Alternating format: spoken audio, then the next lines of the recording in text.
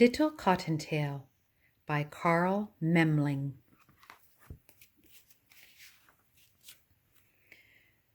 Once there was a little cottontail rabbit who lived in a cozy nest. "Mother," said the little cottontail, "when will I grow up?" "Soon," said his mother. "But first, little cottontail, you must leave the nest." "Leave the nest?" he said. His little round nest was just the right size. It was soft and warm, with a bed made of grass and tufts of fur. It was a nice nest. A mother and a father robin peered down at him. Their babies were still too young to leave the nest. They wondered what little Cottontail would do. With a flop and a hop and a hump and a bump, little Cottontail left the nest. "Now am I grown up?" he asked. His mother smiled. "Not yet," she said. "First, little Cottontail, you must learn to wash yourself." "Please teach me," he said. "Watch closely," said the mother. A porcupine, sitting on a hollow log, watched closely too. "This is the way you wash yourself early in the morning. Shake your feet, one at a time, then lick them clean, one at a time. Scrub your face with your little front paws. Scratch your ears with your big hind paws. Then fluff all your fur up and lick it clean, and you'll be bright and shining early in the morning." "I can do all that," said little Cottontail, and he did. "Didn't he do that very well?" a deer mouse whispered to her tiny children. "Now am I grown up?" asked little Cottontail. "Not yet," said his mother. First, little Cottontail, you must learn what big rabbits eat.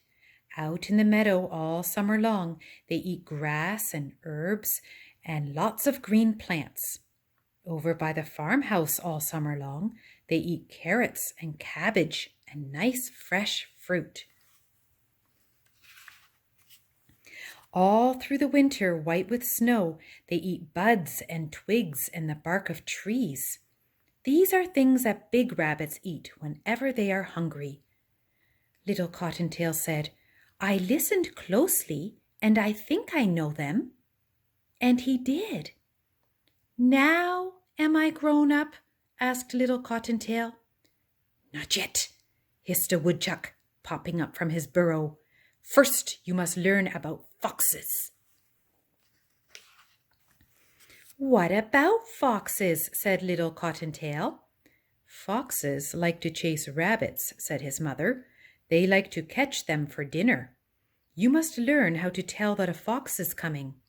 Please, little Cottontail, watch very closely. This is the way you twitch your nose. Sniff, sniff, sniff, sniff, sniff, sniff, sniff, to sniff the air for the smell of a fox. And this is the way you cock your ears and raise your head and glance about to see if that bad fox is coming near.